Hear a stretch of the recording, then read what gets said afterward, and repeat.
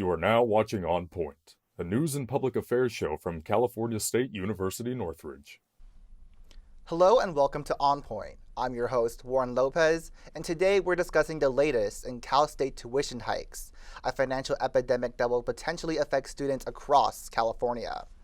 The change is officially in motion for students attending a Cal State University starting in the fall 2024, spring 2025 academic year. This increase in tuition is expected to rise 34% in 5 years, a matter that we will surely get into. Today, we're joined by Joshua Dullano, thank you for joining us, and Anmol Walvekar, thank you for joining us, both fourth-year undergraduate students and community activists. So before we get into today's topic, I just want to get to know you guys a little bit more, and the audience wants to know you guys a little bit more too. So tell me, how long have you two been community organizing for? Describe your experiences for me. Yeah, I've been organizing since 2022, so like almost 2 years right now. But yeah, it all really started when I transferred to CSUN. Just getting really involved with like the different Filipino orgs and kind of wanting to do more than just learn about my culture, but seeing how I can like better serve my community. So yeah, that's how I got started. Anmol? Yeah, I think I also started organizing around 2022, I think like May or spring of 2022. I initially was working at the Asian American Studies Pathways Project, and I wanted to join that program because I wanted to meet community organizers. And through that program, there was a fellow intern who was part of another organization called Anak Bayan Los Angeles at the time, which is a militant Filipino youth and student organization fighting for national democracy in the Philippines. So I thought it was a really cool cause, and I wanted to get more involved with the community. So I got oriented, and I really helped out with the Take Back Our Education campaign. And that's when I really started getting into organizing. And from there, I left AB, and now I'm organizing with the Philippines-US Solidarity Organization.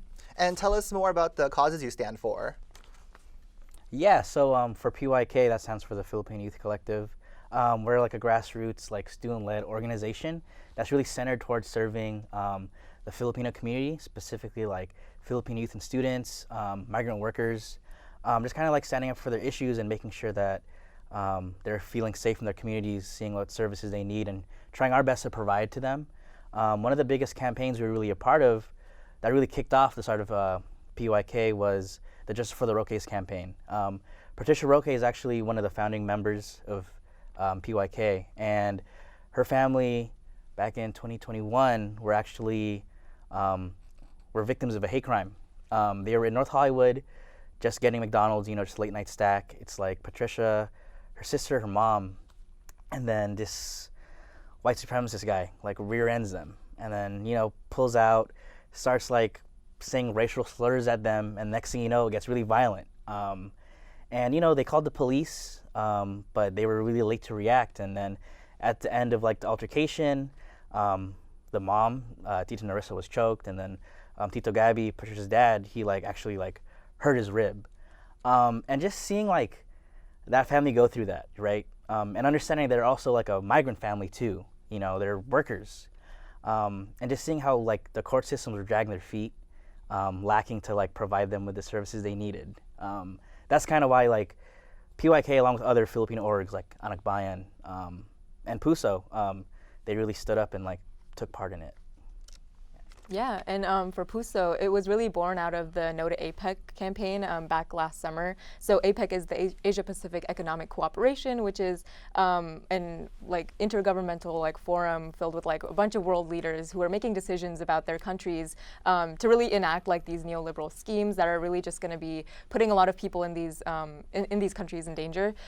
So we saw that a lot of people were organizing in solidarity with the Philippines. They were joining a lot of Filipino orgs like PYK and AB, but there was a lot of non-Filipinos in these organizations. So we saw the need to really create PUSO, which is a solidarity org, ultimately for non-Filipinos to really build solidarity and teach people about the human rights situations happening in the Philippines and also here locally. So we built PUSO, and now we're still trying to identify a campaign and really trying to get ourselves rooted within the mass struggles in the area. But right now we're working with ILPS, the International League of People Struggles. They're an anti-imperialist alliance, solidarity alliance that takes up a lot of the campaigns, like the No to APEC campaign. Right now, they have a campaign also called the Defend People Struggles. We're also trying to work with iChirp, which is the International Coalition for Human Rights in the Philippines. And yeah, really trying to build solidarity for the Philippines and educate people about what's going on in the Philippines. And just to bring it back here locally, I want to hear, as community organizers, how do you feel as students? How do you feel about your experiences here at CSUN? Like, how do they conflate with each other? Yeah, when I transferred here from community college, I was kind of expecting like the services to be a little better, going through the processes of like applying and like getting classes, things like that. But also like I was really expecting more like culturally relevant education, like for myself. You know, going to a bigger university with such a diverse group of students. You know, the CSUs are one of the biggest, or this CSU, CSUN, is one of the biggest like minority-serving CSUs like in the state. But there's like no real like Filipino American history class that's like offered regularly. It's like once every 3 semesters. There's no like Tagalog classes either. There's no like real space besides like the Pathways House that's like really for like Asian American students. And just seeing like the tuition hikes, which we're gonna get into obviously, but seeing how like the education here isn't as like affordable as I was expecting it to be was kind of shocking. But yeah. And do you feel that the tuition you're already paying matches the education that you're getting? I think the tuition that I'm paying doesn't necessarily even match like the services that we're receiving as students, because we're paying like around $3,000 a semester for tuition, and we still have to pay another additional like $200 for parking per semester, and that's $400 overall for the year. And we're not even guaranteed like a parking spot on campus, and I don't know. It just feels like, you know, there could be a lot more services provided to students. Like there's a lot of students who are struggling with housing right now. I've spoken to a lot of students who are dorming, but they weren't actually able to get room in the dorms for a really long time, so they had to like crash with other students who were at the dorms. There's like, back when I was living at the dorms, there was like black mold in our shower, and it took a long time for maintenance to come and check it out. Our sink wasn't working, so we're paying an additional $1,000 to stay at the dorms, and it's not matching. I think the services are not matching the prices that we're paying. I see. And with all of that you said, with tuition already increasing, who do you think is going to be like the most affected by these tuition increases? With already with you guys thinking that this, with all the prices you're paying, it's not matching what the university is giving you, who do you feel is going to like struggle the most out of all of this? It's like primarily like the migrant working class families who are here. I know a lot of people who are working like 2 to 3 jobs just to be able to pay rent, tuition, for the cost of like school supplies, and still not being able to really enjoy and like sustain their livelihoods here. So like CSUN serves like a large community of like migrant and working class people, and CSUs in general were like supposed to be for like working class people, for people of color, right, to like serve students who have been historically marginalized. But with this tuition increase, it doesn't really serve the people. It just really wants to give the money back to just the CSU system and the Board of Trustees, when they're already sitting on, $8 billion in reserves, and why isn't the money going to the students and the faculty, you know? I see. And I just want to know, where were you guys when you first heard about these tuition hikes as community organizers and students? Where were you? How'd you first find out about them? Tell me. It was actually through SQE, Students for Quality Education. We work closely with, what's her name? Josh? Yeah, Josh from SQE. And he was really like a driving force in trying to like mobilize people to like go to the Board of Trustees rally, basically. Yeah, I think I found out mainly through Instagram too, like social media. Like I feel like the CSU, maybe even administration, wasn't quick enough in getting us the information about tuition hikes. Even during Meet the Clubs, the second week of last semester, a lot of students still didn't know that the Board of Trustees was voting to increase tuition. And I don't think that lack of transparency is also, I feel like that's a little shady. Thank you. We'll be right back. So we just discussed the mechanics of the tuition hikes with our guests, Joshua and Anmol. Coming up, we'll take a look at the Long Beach rallies, which I reported on. We'll be right back.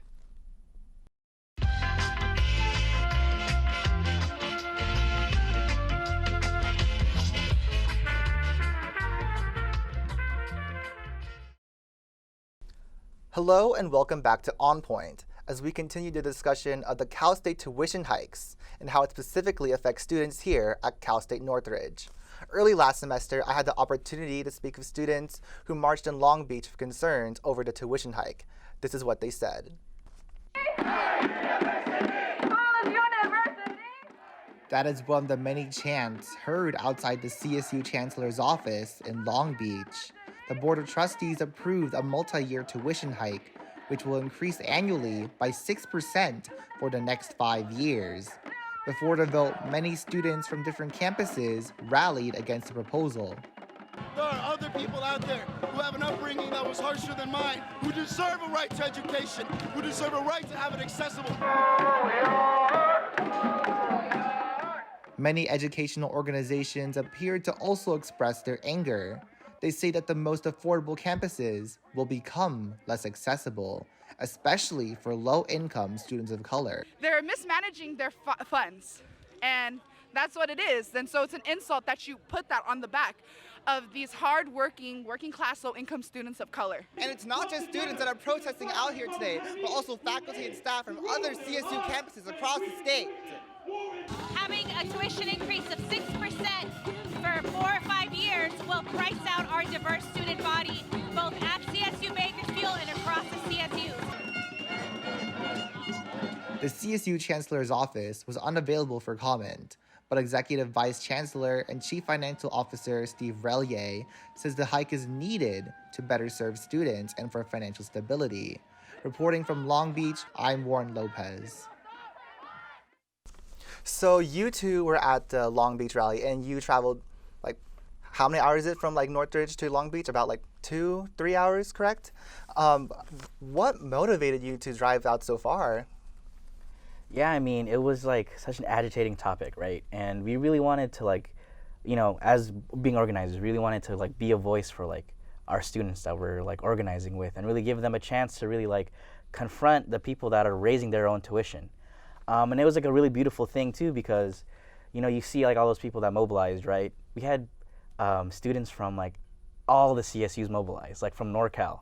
So we drove 2 hours through traffic, but we had people that literally drove from Sacramento, from San Francisco, just to really show how serious this issue was, and it was really beautiful to see the solidarity that we were building with each other, chanting with the workers and other students. So just giving them a chance, having students being able to actually go into this Board of Trustees meeting and really tell them, go in front of these 23 people and tell them, hey, this is my situation. I am working 2 to 3 jobs.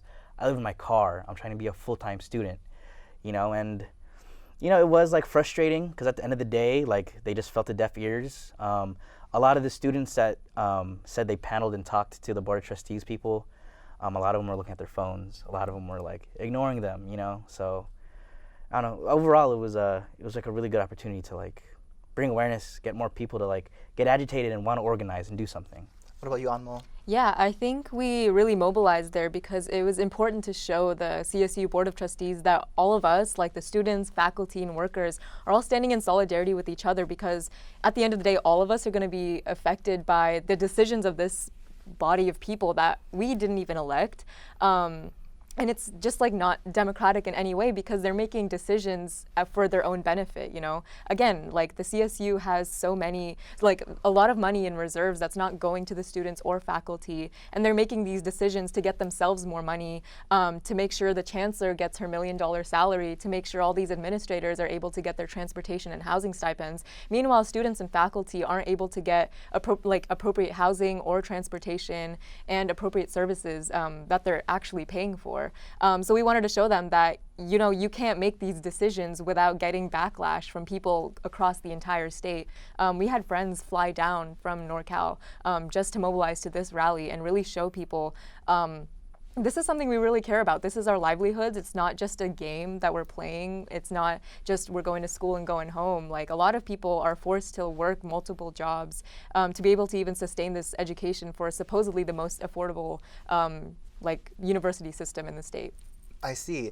And you said, Josh, that people were given the chance to speak with, how many people is it within the Board of Trustees? It's like 23. 23? Like, well, representative from each CSU. Did either of you get the chance to speak to them?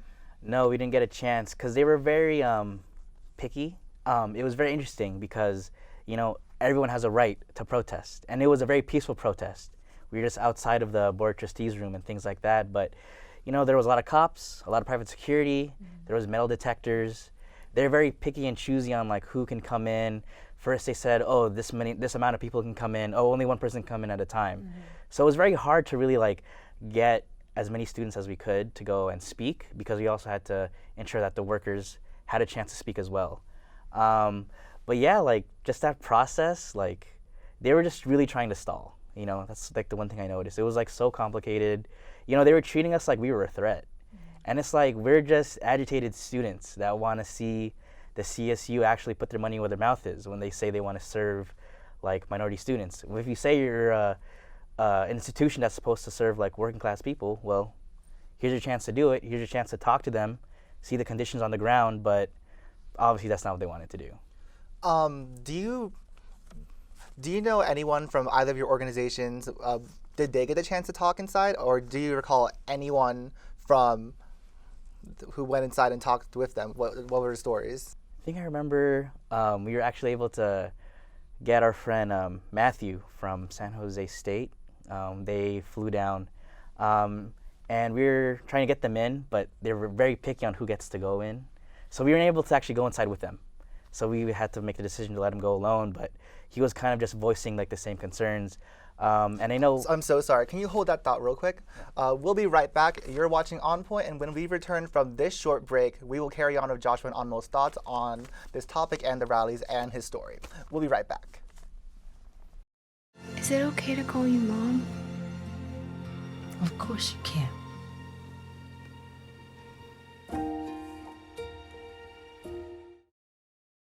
Welcome back. You're watching On Point as we continue our discussion with our guests' personal opinions on the increase.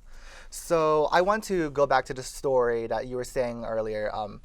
Tell us, what was Matthew's experience like?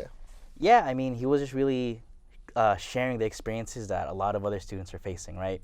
Like having to work 2 to 3 jobs, having to be a full-time student, not really having time for themselves even, not having, like, access to housing that's, like, affordable, lack of culturally relevant education. You know, and he was just saying, like, the whole time, like, they were speaking for everyone, anyone who came up to speak to these Board of Trustees members, they were just ignoring them. They were just, like, on their phones, binding at their glasses, looking away. Just like we seem to be like a nuisance to them, you know, like that, you know, we're not important. But, you know, we are the ones that are basically paying them. You know, it is paid by the tuition that we have to front, basically. But yeah, it was just very agitating, you know. He just felt like unheard, ignored, basically. Anmol?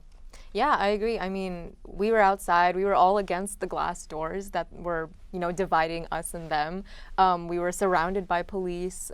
There were security cameras even, like, looking down on us. We were just barred from entering. And as soon as they saw that a bunch of students wanted to go inside and speak their minds about a student issue, that's when they brought out the metal detectors and private security and more cops. And I think that just goes to show that, like, the CSU just wants to, you know, further deprive students of their basic rights to, you know, protest, their basic rights to free speech, like, to speak at these like congregations of things that affect students. I don't know. It was a really, like, isolating experience, because it's like you're supposed to be representing students, you're supposed to be representing the CSUs, but you're really only acting in your own interest. Yeah, like the Board of Trustees. And the Board of Trustees, going to their side, they claim that raising tuition is going to improve the issues that you guys mentioned before. What are your thoughts on that? Do you think this is genuine? Do you think this will be achieved at all? No, I think they're lying. I think they're just saying it's going to improve their condition. I think a lot of it is also just trying to pit faculty and students against each other, because it's this little back and forth of, if we give faculty what they're asking for within, like, you know, the CFA strikes, then that means we have to raise your tuition. We have no choice. The faculty are making us do this, but then they go around and give themselves like higher raises. Again, like, there's a chancellor who's making upwards like almost $1 million, and a lot of these administrators are making 6 figures a year, when a lot of faculty aren't even making that much. They're making like a third of that. So it's like, where is all of this money going? Because we know that you have these reserves. We know that you're asking for much more than you actually need. And the only thing it's doing is increasing like police presence on campus, or building useless signs like the new sign in front of the Soraya here. And they're building a new like housing complex, I think, here at CSUN, when there's students dorming right now who are still trying to wait on maintenance and trying to wait on getting their issues fixed. I see. And then do you have anything to add to that, Josh? Yeah, I mean, like with the recent CFA strikes, right, you just see like this contradiction growing, because it's like, first they are out of money and they need to raise their tuition. Okay, fine, you guys are going to do that. But now we see the CFA asking for like very basic demands, you know, a very reasonable pay increase for like a livable wage. They want to have students, they want the CSUs to offer like more counselors to students, because I think it's like 1 in every 1,000, or it's 1 counselor for every 1,000 students that go to CSUs, right? They want to be able to give like their faculty and staff like access to like natal care, like for when they have children. So it's like, where's this money going if you can't meet these like simple demands, right? We have like lecturers and professors that couchsurf, that like live like paycheck to paycheck. How do we expect to have like a quality education when we have professors that don't have a place to grade papers? They can't get enough sleep to like really like engage with like students during lectures, you know? So if they want to raise like the quality of our education, well then pay our faculty and staff better. But they can't even do that. So where's the money going, right? And is this happening, if you're comfortable sharing, is this happening with your own professors and lecturers too as well? Yeah, I have a professor who lives over 100 miles away from campus, just so she's able to sustain the family and the lifestyle that she wants. She can't live near campus. I think she's only on campus maybe once or twice a week because of her far commute, and that's not fair. I feel like people should be able to live near where they work. People should be able to afford to live where they work, and we know that, you know, she's not getting paid to commute 100 miles to campus. I have another professor who she's like not able to afford rent. You know, she's like constantly trying to catch up on rent, and she doesn't even live in Northridge. She again lives maybe like 20-30 miles away from campus. So it's kind of clear that the CSU doesn't really care about the faculty or students. Like, time and time again, they're showing us that they only care about, you know, filling their own pockets and, you know, like further militarizing the schools with like increased police presence and things like that, things that the student and faculty are not asking for. What about you, Josh? Yeah, just to build on top of that, like not even looking at the conditions of like our teachers and our professors, but even just like the lack of like funding towards like specific like culturally relevant education, right? Because it's like a lot of minority students that go here, and there's not enough like specific classes for us. So as a part of PYK, we're also launching another campaign, the People's Power School. And we're trying to like bring culturally relevant education to CSUN, because that's a demand that we see a lot of Filipino students here want. You know, 1 in every 4 Asian American student at a CSU is Filipino. You know what I mean? And, you know, a lot of these like students, they want to learn their history, you know, and they want an in-depth like look at it, you know, written by the perspective of like an actual Filipino person, not like the colonizer's view, you know. And they also want to be able to have access to learn their like own native language. You know, be able to speak to their like elders, their families, you know, but that's kind of taken away from them. You know, like we've been trying to bring like Tagalog classes to CSUN, but the main issue that they bring up is funding, you know? So we're trying to do like a community-based like education where we as a club or as an organization can just teach Tagalog, because that's not going to be offered by the CSUs because they don't see a reason to fund it. You know, even with like our like history classes, right? The Filipino American experience, it's taught one every 3 semesters. That's because there's lack of fundings. That's because they can't find professors to teach it. You know, so you know if the CSUs could invest more in like offering that to students, then you know maybe these like, well, these tuition hikes aren't justifiable in any way. But And before we head to commercial break, can you quickly explain what the People Power School is? yeah, so like I said earlier, a lot of our members and a lot of like other Filipino students here, they really see like they don't have a full understanding of like their own culture, right? And that's like the issue of living here in the U.S. as people who have to migrate. They have to fight this like need to assimilate, right? So they kind of lose their culture, they lose their history, and going through like the education system here, from like elementary school to like high school, you don't learn about like these different countries, right? Because it's like a sore topic. But we're trying to teach like Filipino history from like a Filipino perspective. Thank you, Josh. Yeah. We'll be right back. How will this new reality affect the college that you know? Well, we'll find out. Everybody in my house knows how to ride a bike except me. People ask, how your children learn how to ride a bike, and you didn't. I didn't teach them. I just created an environment where they taught themselves, and all I had to do was be there. Welcome back. You're watching On Point. As we reach the end of today's episode, we will hear final remarks from our guests, Joshua and Anmol. So I just want to cap it off with, with tuition increases starting in the 2024-2025 school year, do you think it'll be worthwhile for students to attend here still with this happening?